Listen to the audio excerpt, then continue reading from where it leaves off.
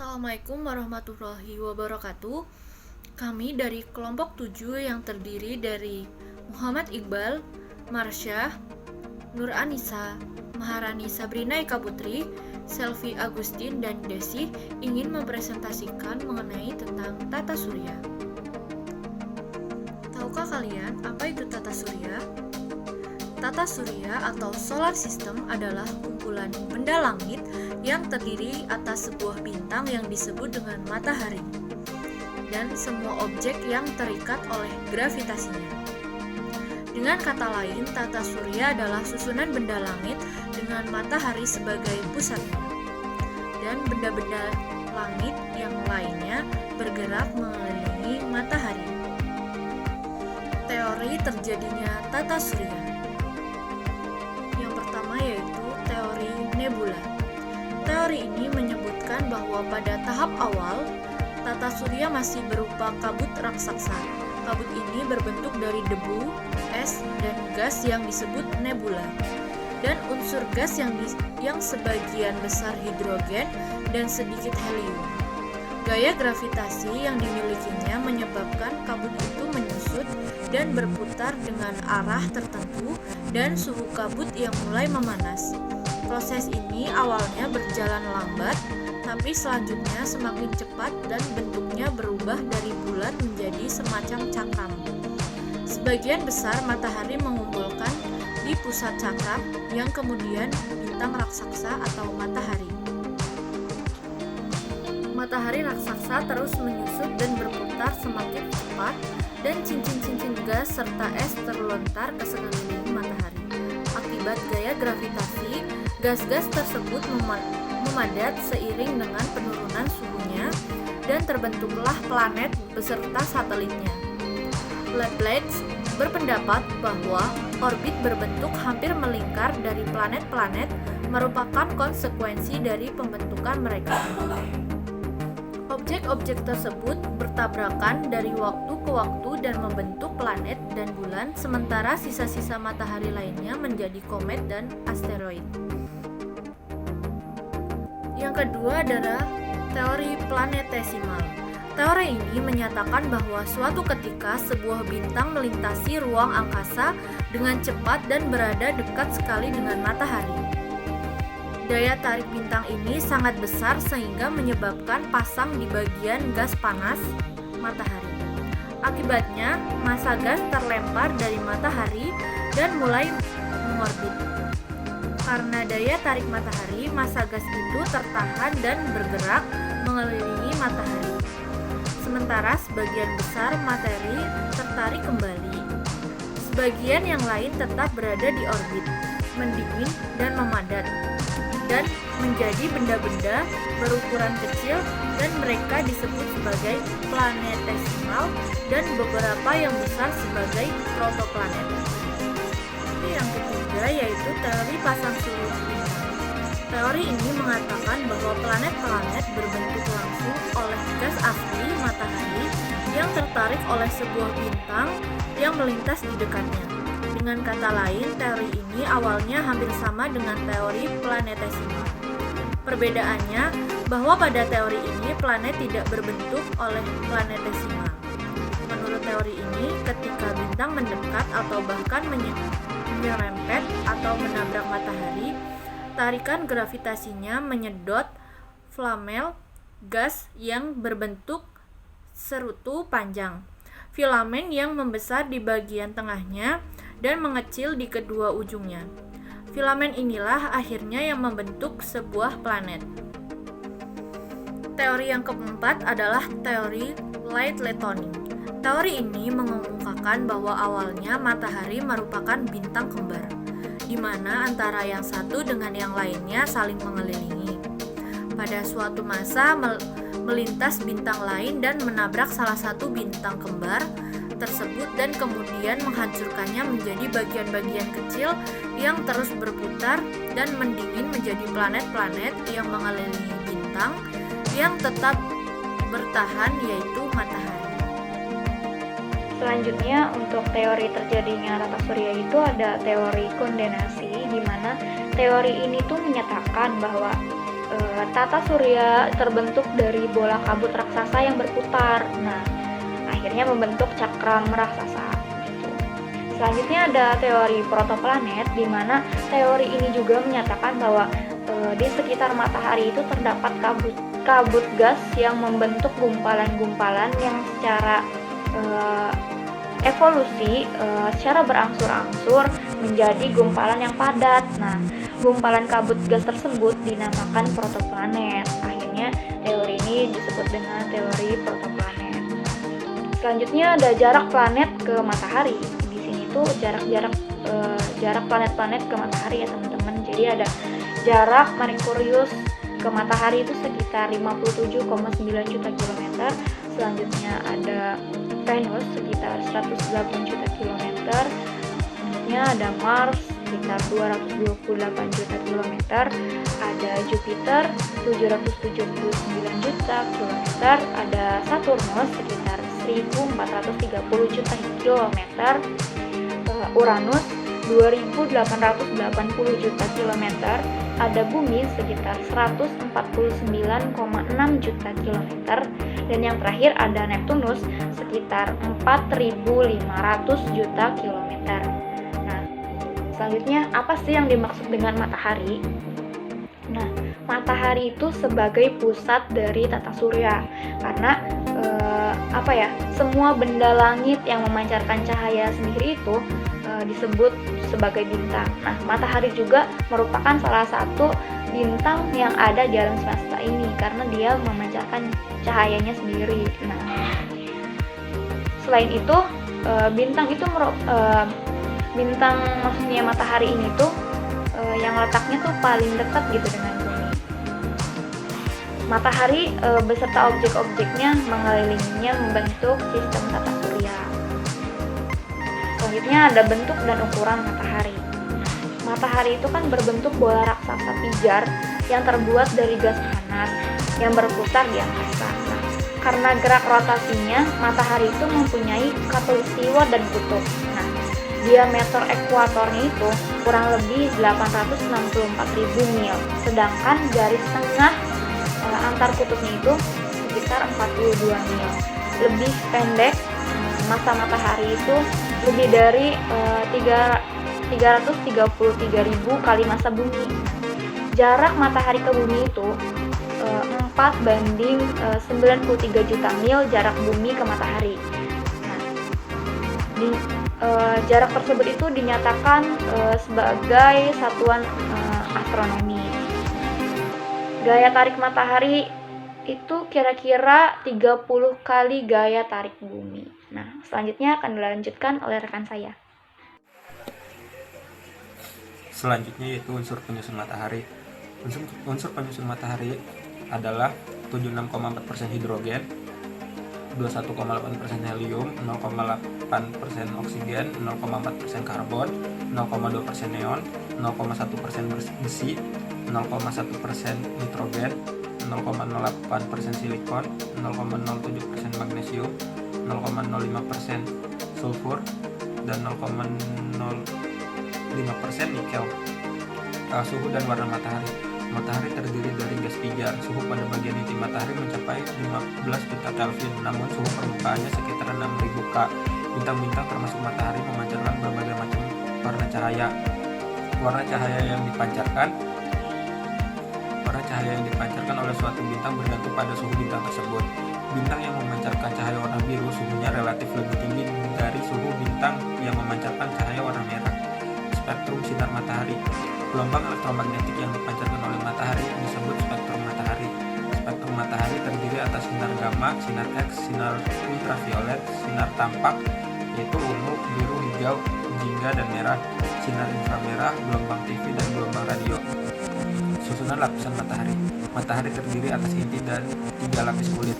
Masing-masing adalah fotosfer, kromosfer, dan korona. Setiap lapisan memiliki sifat fisika yang berbeda-beda dibandingkan dengan lapisan yang lain. Yang pertama, lapisan inti. Inti matahari merupakan lapisan yang paling dalam. Garis tengahnya sekitar 300.000 km. Massa jenis inti matahari 1-150.000 kg meter per kubik atau 150 kali massa jenis air. Untuk terus bersinar, matahari yang terdiri atas gas panas menukar zat hidrogen dengan zat helium melalui reaksi Fuchs-Nugget. Yang kedua, inti radiasi. Energi hasil reaksi nuklir di dalam inti matahari dipindahkan ke bagian luar secara radiasi melalui daerah radiasi. Tebal lapisan ini sekitar 2.600.000 km dengan suhu antara 2 juta K sampai 5 juta K. Yang ketiga, daerah konveksi. Energi dari daerah radiasi dipindahkan keluar secara konveksi melalui daerah konveksi. Jadi gas yang berada di bagian paling dalam dan memiliki suhu paling tinggi bergerak keluar. Sebaliknya, gas yang berada di bagian luar dan memiliki suhu paling rendah pindah ke dalam. Yang keempat, fotosfer. Fotosfer atau lapisan cahaya merupakan lapisan permukaan matahari yang dapat dilihat dengan mata telanjang. Lapisan ini selalu memancarkan cahaya, tampak seperti gas-gas yang senantiasa bergerak. Ketebalan fotosfer mencapai 400 km, suhu luar 4.500 K dan suhu dalamnya 10.000 K. Yang kelima, kromosfer. Kromosfer dapat kita lihat pada saat terjadi gerhana matahari total. Saat tersebut kromosfer tampak seperti cincin tipis berwarna merah di sekeliling bulan pada saat bulan menutupi matahari dengan sempurna. Yang terakhir, korona. Lapisan terluar matahari setelah kromosfer adalah korona. Disebut korona karena mempunyai mahkota matahari. Lapisan korona membentuk lingkaran cahaya putih indah melintari matahari dan menyorotkan pita cahaya yang panjangnya berjuta-juta kilometer ke arah ruang angkasa. Selanjutnya yaitu aktivitas matahari. Matahari adalah salah satu bintang yang stabil. Beberapa aktivitas terjadi di permukaan matahari. Beberapa aktivitas yang terjadi di matahari adalah yang pertama, bintik matahari. Bintik matahari atau sunspot adalah daerah permukaan matahari yang berwarna lebih gelap. Daerah tersebut memiliki suhu lebih rendah daripada suhu fotosfer. Bintik matahari mempunyai suhu 1500 K, warnanya lebih gelap daripada fotosfer.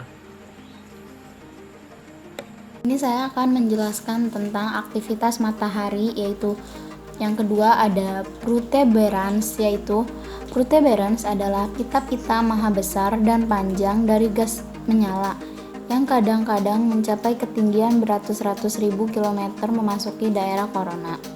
Yang ketiga ada lidah api atau prominensa. Lidah api ini tampak seperti nyala api berwarna merah yang meluncur keluar dari fotosfer dengan ketinggian mencapai 225.000 km. Lidah api yang sangat aktif dapat mencapai ketinggian jutaan kilometer. Yang keempat atau yang terakhir ada gumpalan matahari, yaitu granulasi fotosfer.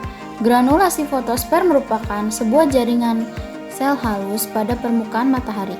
Menurut para ahli astronomi, granulasi ini merupakan gas fotosfer yang bergerak hebat secara berkelanjutan, sehingga tampak seperti zat cair yang mudah mendidih dan menghembuskan gas dari kedalaman matahari. Nah, di sini saya akan menjelaskan apa sih yang dimaksud dengan planet itu. Planet-planet dalam tata surya ini diambil dari kata dalam bahasa Yunani, yaitu Asreres Planetai, yang berarti bintang pengelana. Karena planet memang berbeda dengan bintang biasa. Menurut Persatuan Astronomi Internasional, planet adalah benda-benda langit yang memiliki ciri-ciri sebagai berikut. Berdasarkan definisi tersebut, maka dalam sistem tata surya kita terdapat 8 planet yang terdiri dari planet yang besar ada Merkurius, Venus, Bumi, Mars, Jupiter, Saturnus, Uranus, dan Neptunus. Dan sebuah kelas baru yang diciptakan yaitu planet Katai atau kerdil yang terdiri atas 3 objek, yaitu ada Ceres, Pluto, dan Eris. Sejarah nama-nama planet, yang pertama ada planet Merkurius.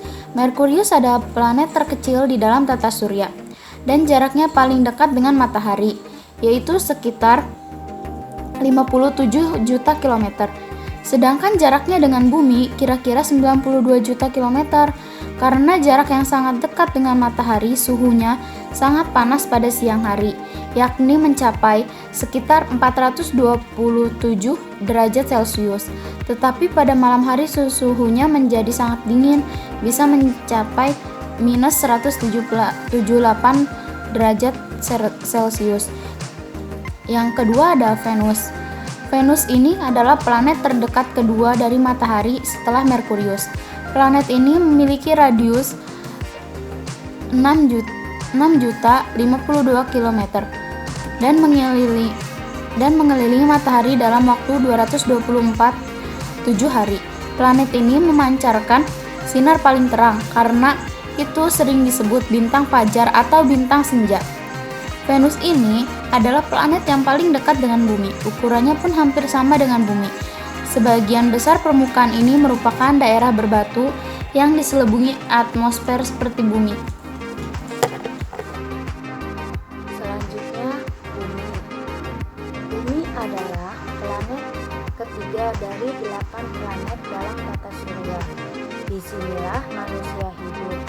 Sebagian permukaan bumi berupa lautan, yakni 70% dari seluruh permukaannya.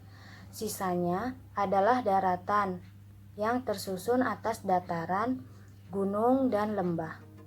Bumi dilingkupi oleh atmosfer terdiri atas gas nitrogen dan gas oksigen. Apakah kalian tahu berapa umur bumi? Umur bumi diperkirakan sudah mencapai 4,5 miliar tahun. Walaupun bagi ukuran kita umur bumi sudah sangat tua, tetapi menurut ukuran jagat raya, umur seperti itu masih tergolong sangat muda atau masih anak-anak. Jarak antara bumi dengan matahari adalah 149,6 juta kilometer. Bumi mempunyai lapisan udara yang dibagi menjadi troposfer, stratosfer, biosfer, termosfer, dan eksosfer.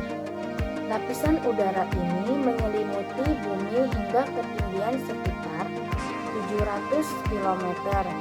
Bumi mempunyai diameter sepanjang 12.756 km. Sebanyak 70,8% permukaan bumi diselimuti air. Udara di bumi terdiri atas 78% nitrogen, 21% oksigen, dan 1% uap air, karbon dioksida, dan gas lainnya. Selanjutnya Mars. Mars adalah planet terdekat keempat dari matahari. Planet Mars disebut juga planet merah karena memang terlihat bercahaya merah dari bumi. Ukuran Mars hanya separuh dari ukuran bumi. Mars memiliki 2 satelit, yaitu Phobos dan Deimos. Lama rotasi Mars adalah 25 jam dan masa orbitnya adalah 687 hari ketika mengelilingi matahari. Selanjutnya Jupiter. Jupiter adalah planet terdekat kelima dari matahari. Jarak antara Jupiter dan matahari adalah 778,3 juta kilometer. Jupiter adalah planet terbesar dengan diameter 14.980 km atau 11 kali garis tengah bumi. Tidak sebanding dengan ukurannya. Berat Jupiter 2,5 kali dari berat planet bumi. Planet ini tidak padat, tetapi lembek, seperti bubur. Jupiter berotasi dalam waktu 10 jam. Kecepatan rotasi Jupiter adalah 35.400 km per jam, sedangkan bumi 1.610 km per jam. Tetapi untuk mengelilingi matahari, Jupiter membutuhkan waktu jauh lebih lama, yakni 12 tahun. Selanjutnya Saturnus. Saturnus dikenal sebagai planet bercincin. Jarak Saturnus sangat jauh dari matahari. Saturnus berevolusi dalam waktu 29,46 tahun. Setiap 378 hari, Bumi, Saturnus, dan Matahari akan berada dalam satu garis lurus. Saturnus juga berotasi dalam waktu yang sangat singkat, yaitu 10 jam 14 menit, atau tercepat kedua setelah Jupiter. Diameter Saturnus adalah 120.660 km. Diameter Saturnus adalah 120.660 km atau 9 kali diameter Bumi. Selanjutnya Uranus. Uranus adalah planet ketujuh dari Matahari setelah Saturnus. Ditemukan pada tahun 1781 oleh William Haeckel. Tahun 1738 sampai 1782. Suhu di permukaannya berkisar antara 213 derajat Celcius sampai dengan 233 derajat Celcius. Gas utama yang terdapat di udara Uranus adalah hidrogen, kemudian diikuti metana dan helium. Uranus memiliki jarak dengan matahari sebesar 2.785 juta kilometer, diameternya 51.118 km dan memiliki massa 14,54 massa Bumi. Periode rotasi Uranus adalah 17,25 jam, sedangkan periode revolusinya adalah 84 tahun. Selanjutnya Neptunus. Neptunus merupakan planet terjauh jika dilihat dari matahari. Planet ini terbentuk dari campuran hidrogen, helium, dan metana. Diameternya adalah 49.500 km. Masa rotasinya adalah 18 jam. Sedangkan masa orbitnya adalah 165 tahun. Neptunus memiliki jarak rata-rata dengan matahari sebesar 4.450 juta kilometer.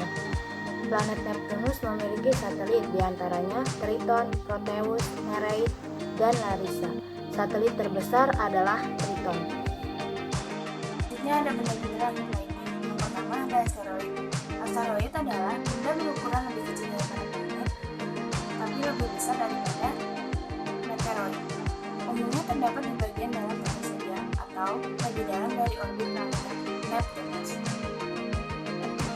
Asteroid pertama yang ditemukan adalah satu Ceres oleh Gius P. Bianchi pada tahun 1801. Selanjutnya ada komet. Komet adalah benda langit kecil yang bergerak mengitari matahari dalam orbit elips. Ketika sebuah komet mendekati matahari, sebagian inti permukaannya akan menguap menjadi gas karena pengaruh panas matahari dan membentuk komasena ekor komet. Berikut ini ada bagian-bagian komet. Yang pertama inti atau nukleus, merupakan bagian yang stabil dan padat, terdiri dari es dan gas dengan sedikit debu dan material lainnya. Yang kedua, koma awan padat, terdiri dari karbon dioksida dan gas netral hasil sublimasi dari intinya. Bagian ini terletak di sekeliling inti.